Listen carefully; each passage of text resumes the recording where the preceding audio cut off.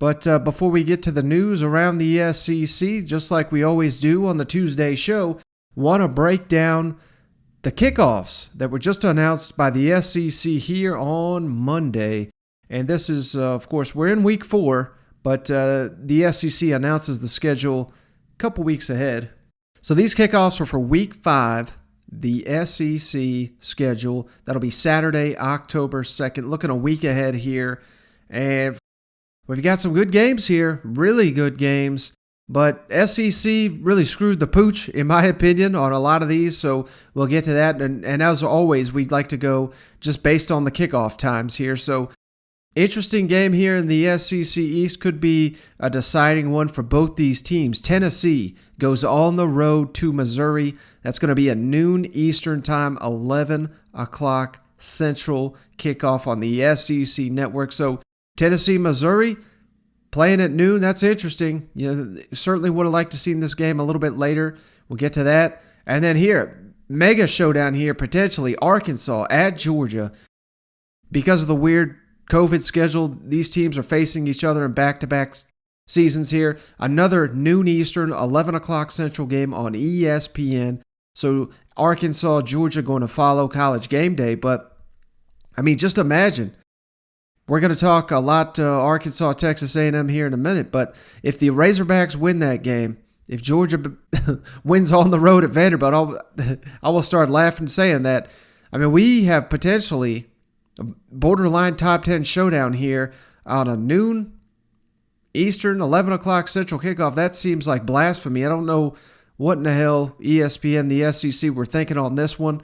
Now, on the flip side, if you're a Razorback fan, may not be happy with the time. I think the noon kickoff, that's potentially a win.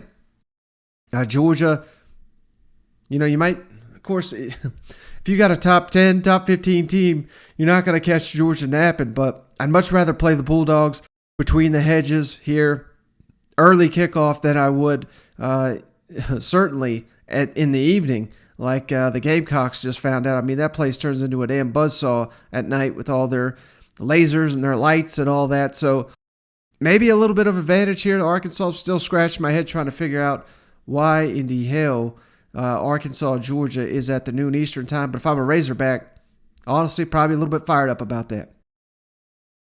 All right, the CBS game, the big game of the week here in the SEC. No surprise. Ole Miss at Alabama, potentially the game of the year. Of course, Ole Miss is off this week, so they're going to go into this game undefeated as long as Alabama takes care of Southern Miss, and they're a 46-point favorite this week. We're going to have a showdown of unbeatens here. Lane Kiffin, Nick Saban, the showdown number 2. That should be one hell of a matchup, especially considering some of the flaws. We'll get to that in here in a little bit of Alabama's defense and how red-hot Ole Miss's offense is. Makings of a potential upset special here on CBS, so cannot wait for that game. That was an easy selection. But then again here, we're getting into another 3:30 game. Troy at South Carolina, 3:30 Eastern, 2:30 Central on the SEC network. That's probably the one I would have flipped with Missouri, Tennessee. Not making a ton of sense there, but that'll be a great tailgating scene and game day experience for the Gamecocks to whoop up on Troy in front of the home fans, so that'll be great. Now, this one, there's 2 games here, not officially determined yet what time they'll kick off and what station, and that's Florida at Kentucky and Mississippi State at Texas A&M. So the SEC is going to flex these 2 games. They're either going to start at 6 Eastern, 5 Central, or 7 Eastern, 6 Central, on ESPN or the SEC network. So those 2, once again, Florida at Kentucky. What a hell of a game that'll be. Mississippi State at Texas A&M.